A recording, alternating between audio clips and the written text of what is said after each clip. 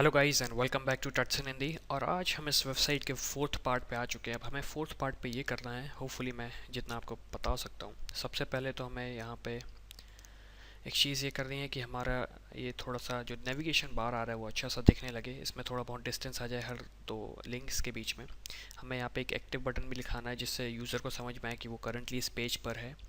और हमें कुछ बॉर्डर का रेडियस भी देना पड़ेगा ताकि हम ऐसे सर्कुलर इफेक्ट दे सकें।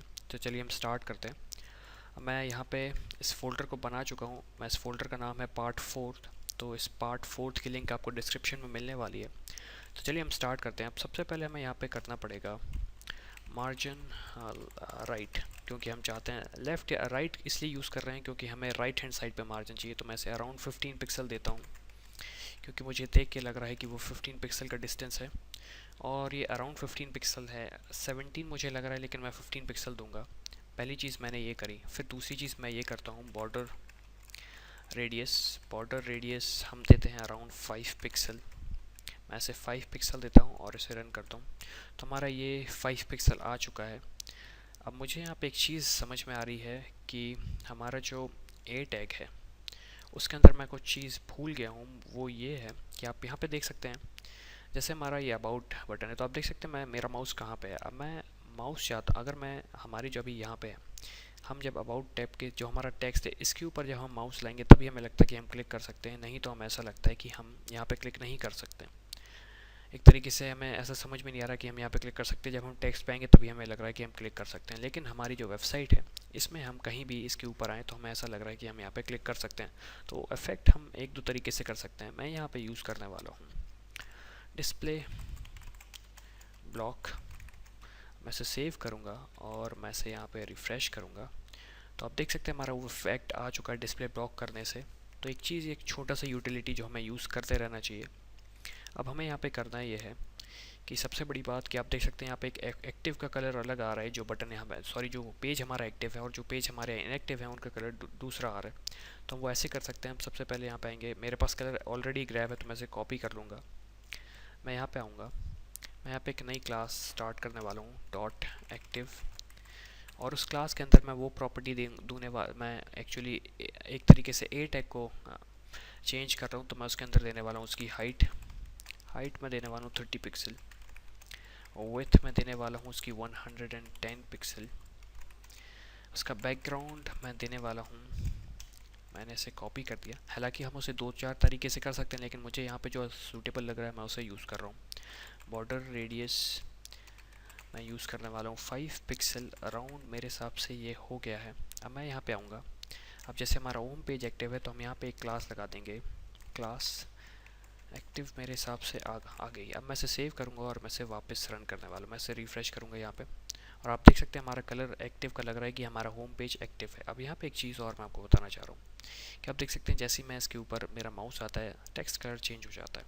तो मैं उस कलर को ग्रैब नहीं कर सकता हूँ, लेकिन मैं इसे ग्रे कलर का कर देता हूँ ताकि हमें एक लगे कि हम जब हवर करें तो हमें ग्रे कलर का टेक्स्ट आए। तो अब हम उसे भी दो चार तरीके से कर सकते हैं। हम उसे ऐसे करेंगे, हम यहाँ पे आएंगे, हम यहाँ पे ऐसा करते हैं नेव ULLIA और ये हमारी सूडो क्लास होगी। हम इसका नाम देंगे हवर और यहाँ पे हम दे देंगे टेक्स्ट कलर और हम इसे दे देते हैं grey for sake of example, क्योंकि हमें उसका कलर समझ में नहीं आ रहा, मैं उसे ग्रैब भी नहीं कर पाऊँगा। मैं इसे रिफ़्रेश करूँगा और आप देख सकते हैं हमारा कलर भी चेंज हो रहा है जैसे ही हमारा माउस इसके ऊपर आ रहा है। अब यहाँ पे मेरे हिसाब से हाँ नहीं ठीक है, वो मुझे लग रहा था कि जब हम टेक्स्ट के ऊपर आ रहे हैं तब कलर चेंज हो रहा है, लेकिन वो कलर हम जैसे ही हवर कर रहे हैं वैसे ही ऊपर आ रहा है। तो हमारा ये कलर भी चेंज हो चुका है। अब ये कलर हमारा कुछ ज़्यादा ही ग्रे आ रहा है। अब मैं ऐसे कलर पिकर से इसलिए पिक नहीं कर सकता, शायद मैं ट्राई करता हूँ। मैं यहाँ पे आया और मैं यहाँ पे हाँ, और यहाँ पे होपफुली मैं उस कलर को पिक कर पाऊँ। मैं कंट्रोल G करने वाला हूँ। मैंने ये कलर पिक कर लिया है, होपफुली ये वही कलर रहने वाला है। और मैं इसे यहाँ पे हैश और सेव करूँगा और मैं यहाँ पे आके अपनी वेबसाइट को रिफ़्रेश करने वाला हूँ। तो हमारा कलर ऑलमोस्ट हमने वैसा ही कलर पा लिया है, 100% नहीं लेकिन फिर भी एक तरीके से हमने उसे पा लिया। अब आप देख सकते हैं यहाँ पे हमारे ये जो नेविगेशन बार, एक तरीके से मैं इसे बोल रहा हूँ नेविगेशन बार, उसे आप कुछ भी बोल सकते हैं, ये थोड़ा ऊपर आ रहा है, यहाँ पे नहीं आ रहा है। तो हम उसे कैसे कंट्रोल करेंगे अब मैं देखना चाहूँगा। मैंने यहाँ पे दिया नेविगेशन, हमारा ये जो div टैग है नेव नाम से उसकी आईडी है। अब हम इसे कंट्रोल करते हैं। इसकी हमने पोजीशन मेरे हिसाब से नहीं दी थी, अब हम इसकी पोजीशन देते हैं रिलेटिव पोजीशन रिलेटिव। उसका यूज़ ये है कि अब हम इसकी पोजीशन कंट्रोल कर सकते हैं। तो अब हम उसकी पोजीशन ऐसे कंट्रोल करेंगे। हम यहाँ पे देंगे टॉप, हम देते हैं इसकी अभी जो करंट पोजीशन है ये उससे -50 पिक्सल हो जाए, मतलब ये ऊपर चला जाएगा 50 पिक्सल। तो आप देख सकते हैं ये ऑलमोस्ट वैसा ही दिख रहा है। हम इसे थोड़ा सा ट्वीक कर सकते हैं। मैं इसे -53 पिक्सल दे सकता हूँ और ये हमारा ऑलमोस्ट बिल्कुल वैसा ही है जैसा हमें इफेक्ट चाहिए। तो हमारा ये ऑलमोस्ट हमारा जो ऊपर का डिज़ाइन है ये ऑलमोस्ट रेडी है। थोड़े से डिफरेंस ये है कि हमारा इस ब्लॉक की साइज़ थोड़ी सी कम है, लेकिन हम इसे नहीं करने वाले क्योंकि हमारा डिज़ाइन 100% नहीं है। हम इसे ऑलमोस्ट इक्वल बनाना चाहते हैं। तो ये वेबसाइट हमारी इतनी रेडी हो चुकी है। अब मैं अपना टाइम देखना चाहता हूँ कितना मेरे पास अभी 4 मिनट है। तो मैं आगे की डिज़ाइनिंग करता हूँ। अब आगे की डिज़ाइनिंग में हमारे पास यहाँ पे एक ब्लॉक दिख रहा है। इसकी साइज़ अराउंड 1000 पिक्सल है मेरे हिसाब से। हम चेक कर लेते हैं अभी। अब मैं यहाँ पे आऊँगा।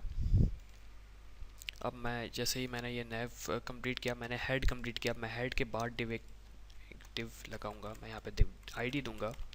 एक तरीके से मैं इसे दे सकता हूँ गैलरी। मैं इसे डेमो डेमो डेमो स्टाइल दे देता हूँ और इसके अंदर हमें एक दो डिव मिलेंगे। हम यहाँ पे देंगे डेमो स्टाइल इमेज और एक और डिव टैग मैं यहाँ पे यूज़ करने वाला हूँ, डिव आईडी डेमो